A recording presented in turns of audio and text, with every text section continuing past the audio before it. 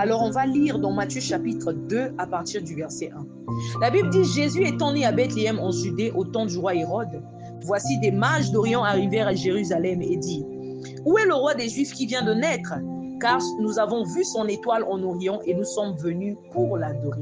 Bien-aimé, est-ce que tu te rends compte que des mages sont partis de l'Orient à Jérusalem pour adorer un bébé? J'aimerais m'arrêter un instant pour dire à quelqu'un que tous les bébés ne sont pas pareils. Il y a des adultes en qui nous voyons des particularités. Ces adultes, ce sont des bébés d'hier. Ils ont été bébés. Voilà pourquoi, chers parents, veillez sur vos enfants. Ici, on te parle des mages, c'est-à-dire des magiciens ou encore des astrologues, des gens qui ont la capacité d'interpréter des signes. Ils ont vu une étoile remarquable et ils ont détecté qu'un enfant particulier était né quelque part. Ils ont suivi l'étoile. Ils se sont rendus à Jérusalem. Et arrivés à Jérusalem, ils ont demandé: où est le roi des Juifs? Comment ont-ils su? Ils ont interprété l'étoile qu'ils avaient vue. Bien-aimé, au travers de ton étoile, on peut savoir qui tu es. Au travers de l'étoile de ton enfant, on peut savoir qui il est. Chers parents, veille sur ton enfant. Veillez sur vos enfants. Il dit: où est le roi des Juifs qui vient de naître? Car nous avons vu son étoile en Orient et nous sommes venus pour l'adorer. Bien-aimé, de même qu'au temps de la naissance de Jésus, il y avait des gens qui avaient la capacité d'interpréter des signes. De même encore aujourd'hui, il y a des gens qui ont la capacité d'interpréter des signes, qui en voyant l'étoile peuvent détecter, peuvent savoir qui est l'enfant qui est né. Et la Bible dit que le roi Hérode, ayant appris cela, fut troublé et tout Jérusalem avec lui. Est-ce que vous vous rendez compte que tout ce monde-là a été troublé à cause de la naissance d'un enfant? C'est une façon de te dire que cet enfant-là n'était pas comme tous les enfants. Bien aimé, tous les enfants ne sont pas pareils. Cet enfant était un enfant particulier. Et on te dit que Hérode assembla tous les principaux sacrificateurs et les scribes du peuple. Et il s'informa auprès d'eux où devait naître le Messie. Ils lui dirent: à Bethléem en Judée. Car voici ce qui a été écrit par le prophète.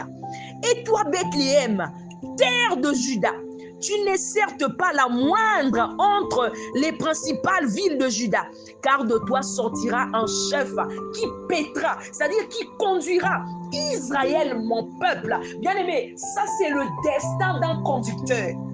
La mission, bien-aimé, quelqu'un qui a une mission, bien-aimé, c'est une personne particulière. Bien-aimé, est-ce que vous vous rendez compte qu'un enfant a troublé Hérode ainsi que tout son clan? Tous les enfants ne sont pas pareils. Amen. On te dit que alors Hérode fit appeler en secret les mages et s'enquit soigneusement auprès d'eux depuis combien de temps l'étoile brillait.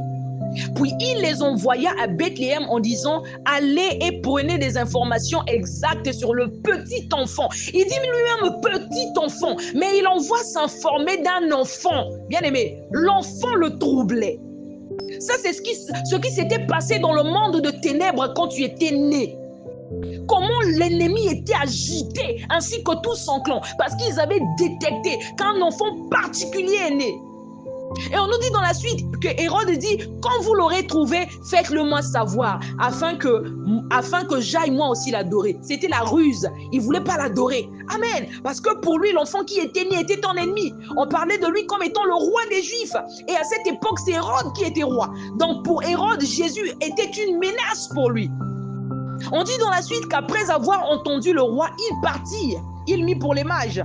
Et voici l'étoile qu'ils avaient vue en Orient marcher devant eux jusqu'à ce qu'étant arrivé au-dessus du lieu où était le petit enfant, elle s'arrêta. Quand ils aperçurent l'étoile, ils furent saisis d'une très grande joie. Ils entrèrent dans la maison, virent le petit enfant avec Marie sa mère, se prosternèrent et l'adorèrent.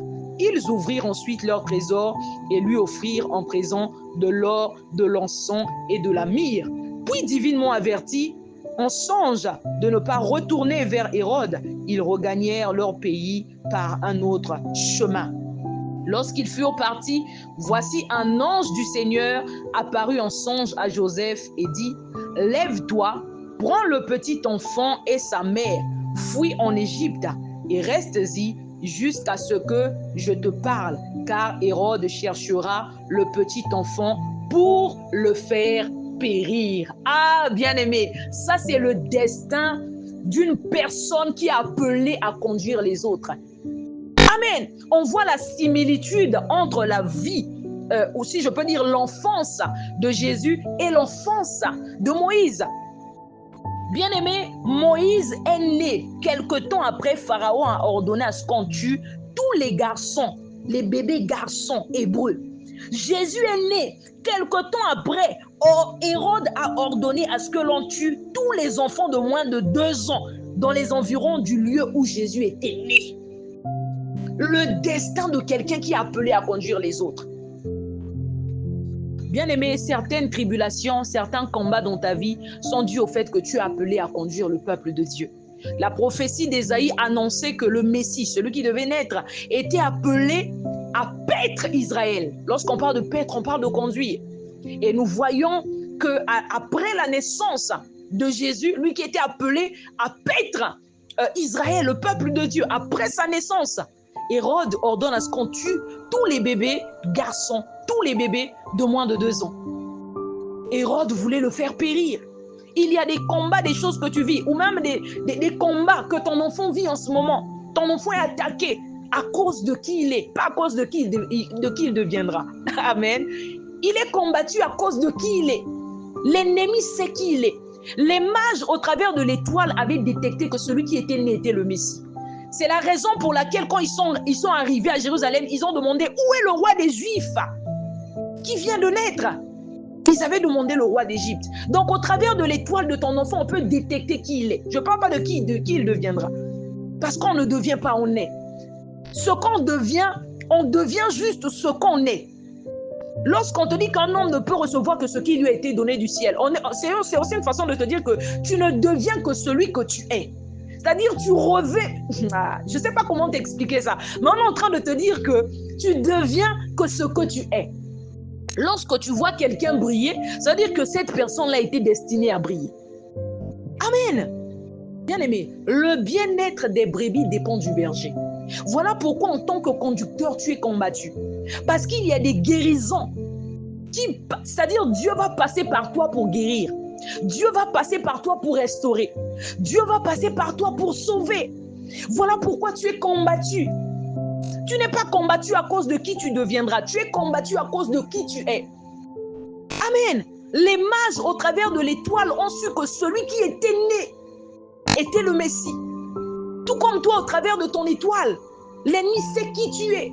Il sait mieux que toi. C'est-à-dire même toi-même, tu n'es pas conscient de qui tu es. Mais l'ennemi sait qui tu es. Toi-même, tu te demandes, tu dis, mais qu'est-ce que j'ai pour qu'on me combatte autant? Pourquoi me combattre de la sorte? On est 10, mais c'est seulement moi qu'on combat.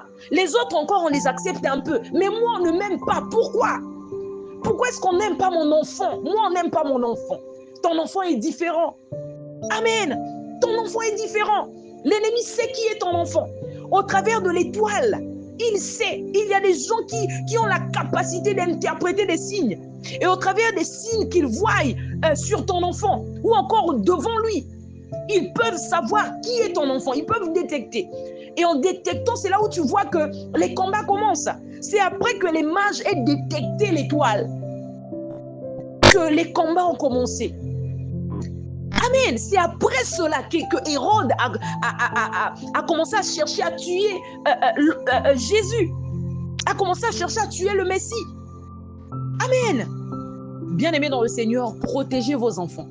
Ne les emmenez pas partout, ne les emmenez pas n'importe où, sous prétexte que on vous avait prophétisé, on m'avait prophétisé, on m'avait dit que l'enfant est destiné à manifester des grandes choses. Donc, tant que ces choses-là ne sont pas encore arrivées, ou bien tant que l'enfant n'a pas encore manifesté ces choses, rien du mal ne peut lui arriver. Bien-aimé, dans la Bible, on te parle du Seigneur Jésus, le Messie, dans ce passage que nous avons lu. Dieu manifesté dans la chair. Mais ses parents l'ont fait fuir en Égypte. On te dit qu'un ange du Seigneur apparut à Joseph et lui dit, prends le petit enfant et Marie sa mère, fuis en Égypte. Est-ce que tu te rends compte qu'on a fait fuir le Messie? Parce que Hérode devait chercher à le faire mourir. Un enfant, peu importe qui il est, tant qu'il est encore enfant, il est vulnérable. Même si on te dit que non, c'est un prophète, prophète de la nation. On te dit que non, le plus grand pasteur, je ne sais pas, du monde ou je ne sais comment. Tant que c'est encore un enfant, il est vulnérable. Vous avez vu qu'on a fait fuir l'enfant en Égypte. Et la Bible te dit dans la suite, afin que s'accomplisse ce que le Seigneur avait dit par le prophète. J'ai appelé mon fils à sortir d'Égypte, c'est-à-dire hors d'Égypte. Amen. Vous savez, souvent, ça nous fait plaisir quand on nous prophétise. On te dit que tu as une grande destinée, tu as appelé à manifester ceci, tu as appelé à manifester cela. Ton enfant a une grande destinée, tu es content. C'est bien d'être content, mais il faut savoir une chose. Les grandes destinées attirent les combats et pas les moindres. Amen. Tu verras que vous êtes 10, mais de vous tous, tu as l'impression que c'est toi qu'on combat le plus. Tu as l'impression que la vie des autres, ça va quand même. Mais toi, même à chaque fois que tu veux même t'en sortir, tu as comme l'impression qu'il faut toujours qu'il se passe quelque chose, qu'on vienne t'enfoncer. L'ennemi fera tout pour t'empêcher de vivre ce que tu as appelé à vivre. Il fera tout pour t'empêcher de manifester ce que tu as appelé à manifester. Le but pour lequel Hérode avait demandé à ce qu'on tue tous les bébés de 2 ans, c'était pour empêcher que ce qui avait été écrit par le prophète Ésaïe s'accomplisse. Parce que lorsque nous lisons dans ce passage de Matthieu chapitre 2, lorsque nous lisons, je crois à partir du verset 5, Hérode demande, la Bible dit, le roi Hérode ayant appris cela fut troublé et tout Israël avec lui. Il assembla tous les principaux sacrificateurs et les scribes du peuple et il s'informa auprès d'eux où devait naître le Christ. Et ils lui dirent à Bethléem en Judée, car voici ce qui a été écrit par le prophète. Et toi Bethléem, terre de Juda, tu n'es certes pas la moindre entre les principales villes de Juda, car de toi sortira un chef qui paîtra Israël. Son problème c'était ça. Un chef qui allait conduire Israël, c'est-à-dire il s'est dit que non, ça c'est un ennemi. Il voulait empêcher que cela n'arrive. Il voulait empêcher cela. De la même façon, toi tu es appelé à manifester ce que tu es appelé à manifester et l'ennemi va te combattre pour t'empêcher de manifester ce que tu as appelé à manifester. Hérode s'est informé au sujet de l'enfant qui était né. On l'a dit que cet enfant est appelé à paître, c'est-à-dire conduire Israël. Et lui, il était roi. Donc, le but pour lequel il avait ordonné à ce qu'on tue tous les enfants de moins de 2 ans, c'était pour empêcher que cette prophétie s'accomplisse. Amen.